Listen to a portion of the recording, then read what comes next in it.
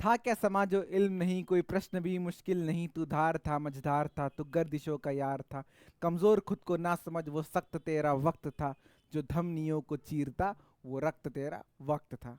नमस्कार दोस्तों, मेरा नाम है आज़ाद विमल और आज से हम स्टार्ट करने जा रहे हैं एक नई सीरीज, एक नए उमंग और एक नए जोश के साथ। हम लोग दोस्तों स्टार्ट करने जा रहे हैं किसके? अपने C H S class ninth के एंट्रेंस की तैयारी। ठीक, क्लास नाइन्थ दोस्तों। ठीक, आपको पता होगा कि सीएचएस में एडमिशन के लिए क्या क्राइटेरिया होती है कि आपको नाइन्थ क्लास के लिए एट्थ में का आपको पासिंग सर्टिफिकेट चाहिए और प्लस आपको नाइन्थ के लिए एक एंट्रेंस टेस्ट देना होता है। एंट्रेंस टेस्ट में दोस्तों, एंट्रेंस टेस्ट में 100 क्वेश्चन होते हैं, हर सब्जेक्ट से 20-20 क्वेश्चन, उसी में जीके के भी 20 क्वेश्चन होते हैं दोस्तों। ठीक, दोस्तों जीके का सिलेबस थोड़ा अलग होता है। इसमें मेनली दो पोर्शन होते हैं। कौन कौन से? एक होता है आपका स्टैटिक पोर्शन यानी स्टैटिक जीके, दूसरा दोस्तों कौन सा होता है? Current affairs. दोस्तों स्टैटिक मतलब क्या होता है? जो हमेशा एक सा रहा है, जो कभी बदले ना, जो फैक्ट्स कभी चेंज ना हो सके। लाइक हमारे देश के पहले प्रेसिडेंट कौन थे? डॉक्टर राजेंद्र प्रसाद। तो क्या वो बदलेगा? नहीं, हमेशा। बट अगर यही बात हम लोग करंट अफेयर्स की करते हैं, तो जो अभी से रिलेटेड है, जो अभी क्या चल रहा है, हम लोग उसकी बात करते हैं करंट अफेयर्स में। ठीक है दोस्तों, हम लोग हर एक सिलेबस को, सिलेबस का हर एक पोर्शन को बहुत ध्यान से देखेंगे, समझेंगे क्या क्या पढ़ना है। ठीक, जैसे दोस्तों ये जीके का वीडियो है, वैसे ही और सारे जो टीचर्स है वो अलग अलग मैथ्स, साइंस, लैंग्वेज के लिए अलग से पढ़ाएंगे। ठीक, आगे बढ़े दोस्तों। सबसे पहले क्या बात करते हैं? The class 9 CJ centre Hindu school entrance exam is conducted by Banaras Hindu University. ठीक, बीएचयू के अंडर में ये होता है।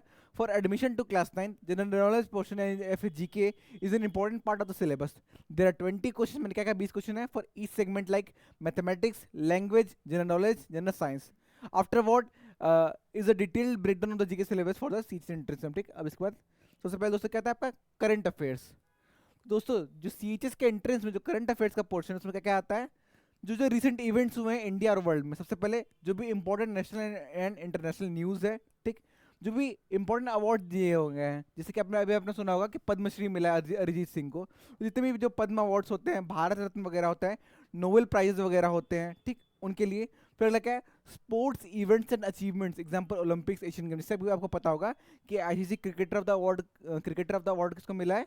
जसप्रीत बुमराह, जो कि एक इंडियन फास्ट बॉलर है। ठीक, तो उनको मिला है। अगला क्या? इंपॉर्टेंट डेज एंड थीम्स, जितने भी इंपॉर्टेंट डेज होते हैं, जैसे कि आपको योगा डे हो गया, ठीक, 21 जून को मनाया जाता है। इन्वायरमेंट डे हो गया, कॉन्स्टिट्यूशन डे हो गया, ठीक, इन्वायरमेंट डे हो गया, आपको वाटर डे हो गया, अर्थ डे होगा। वैसे जितने भी इंपॉर्टेंट डेज हैं, उन वो किस तारीख को मनाए जाते हैं, ये सब क्वेश्चन आपके में आते हैं। दोस्तों करंट अफेयर्स एक बहुत ही वाइड टॉपिक है, तो पूरी तरीके से कंप्लीट इसको पढ़ के जाना बहुत ही इंपॉसिबल चीज़ है। तो जो चीज़ें आपके लिए इंपॉर्टेंट है, जो आपके लेवल पे, क्योंकि करंट अफेयर्स का लेवल बहुत हाई तक जा सकता है। ठीक, क्योंकि यही सेम टॉपिक से क्वेश्चन आपको यूपीएससी में भी आते हैं, बहुत सारे अलग अलग पीसीएस एग्जाम्स में आते हैं, एनडीए के एग्जाम्स में आते हैं। पर आपकी क्लास में मेनली क्या, जो मेनली कैबिनेट मिनिस्टर्स जो हैं उनके बारे में आएगा कि who is the current railway minister of India, new chief ministers के बारे में आएगा, न्यू गवर्नर्स के बारे में आएगा।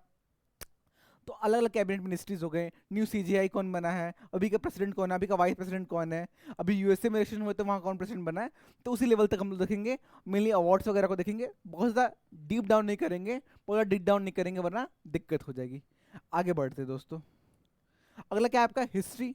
क्योंकि देखिए दोस्तों स्ट्रेटेजी के में हिस्ट्री, ज्योग्राफी, पॉलिटी से क्वेश्चन आते हैं। हिस्ट्री में दोस्तों क्या है आपके जो मेनली, सबसे पहले क्या है? रिलीजियस मूवमेंट में कौन कौन से? बुद्धिज्म और जैनिज्म। दोस्तों एक क्वेश्चन इसका फिक्स मानिए, एक क्वेश्चन मेरी गारंटी है कि किसी ना किसी सेट में बुद्धिज्म से क्वेश्चन आएगा ही आएगा। ठीक, तो उसको बहुत ध्यान से कर लेंगे हम लोग। अगला क्या है? वैदिक एज से कोई क्वेश्चन आते हैं, दिल्ली सल्तनत से क्वेश्चन आते हैं, मुगल डायनेस्टी से क्वेश्चन आते हैं, ठीक, फिर यूरोपियन से क्वेश्चन आते हैं, फिर इंडियन नेशनल मूवमेंट जितने भी हुए, क्विट इंडिया मूवमेंट, फिर जलियांवाला बाग, ये सब कैसे कैसे हुए उनके बारे में आएगा।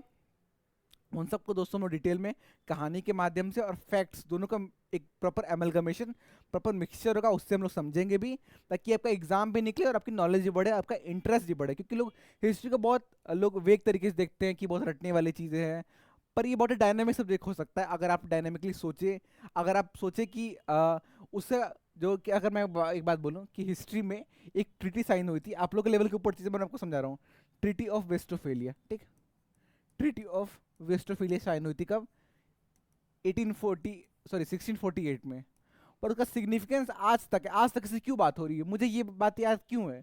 क्योंकि इसका कुछ ना कुछ सिग्निफिकेंस होगा, जिसका आज भी कुछ मतलब आज निकलता होगा। ठीक, इसलिए हम उसको बहुत अच्छे से देखेंगे। आगे बढ़ते हैं। ठीक, बहुत दोस्तों बहुत डिटेल में नहीं जाएंगे हम लोग, पर ये जितने भी टॉपिक्स हैं उनको हम लोग ध्यान से करेंगे। और मेनली दोस्तों हमारा ध्यान किस पे होगा, हर एक टॉपिक से हम लोग कम से कम 20 क्वेश्चंस, ताकि मैं जब जीके जैसे पढ़ा लूँ मैं आपको कम से कम 400 से 500 क्वेश्चंस दे दूँ, इसकी प्रैक्टिस करा दूँ, जिसमें से आपके निश्चित 20 में से 19 से 20 क्वेश्चन फंसेंगे ही फंसेंगे। ठीक दोस्तों, अगर क्वेश्चन ना भी फंसे ना तो जिस टॉपिक से पढ़ा है उस टॉपिक से क्वेश्चन आया, डायरेक्ट क्वेश्चन ना भी आया तो इनडायरेक्ट क्वेश्चन आएंगे। मैं कभी क्लेम नहीं करता हूँ कि मैं जो क्वेश्चन बताऊंगा वही क्वेश्चन आया है, क्योंकि वो किसी को नहीं पता है, पर मैं जिस टॉपिक से पढ़ा रहा हूँ उससे क्वेश्चन आएगा, इसकी मैं गारंटी लेता हूँ, या फिर महामन अकेडमी लेता है। आगे बढ़े दोस्तों, अगला क्या है, ज्योग्राफी।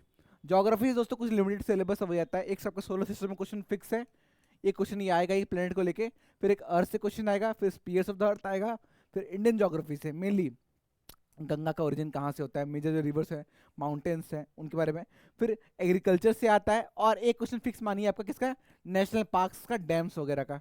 नेशनल पार्क का कॉर्बेट नेशनल पार्क कहाँ है, गिर नेशनल पार्क कहाँ है, कान्हा नेशनल पार्क कहाँ पे है, रणथंबोर कहाँ पे है, ठीक, ये सब आता है। ये भरतपुर बर्ड सेंचुरी कहाँ पे है, इन सबको हम लोग देखेंगे, बहुत आसानी से हम लोग देखेंगे दोस्तों, हर एक चीज़ मैप समझेंगे कौन चीज़ कहाँ है, ताकि आप लोग को आसानी से सिलेबस भी क्लियर हो जाए और आपका इंटरेस्ट भी बन जाए।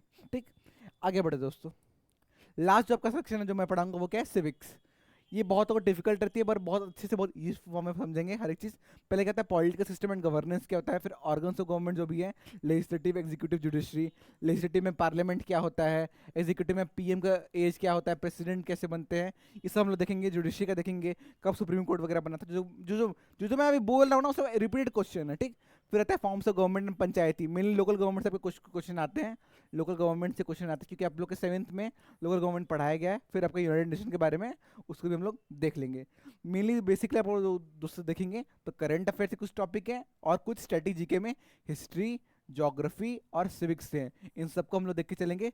और आपके जो अदर टीचर हैं जो मैथ्स पढ़ाएंगे, जीएस पढ़ाएंगे, लैंग्वेज पढ़ाएंगे, वो सब भी आपको ऐसे ही पढ़ाएंगे ताकि आपका पूरा सिलेबस क्लियर हो।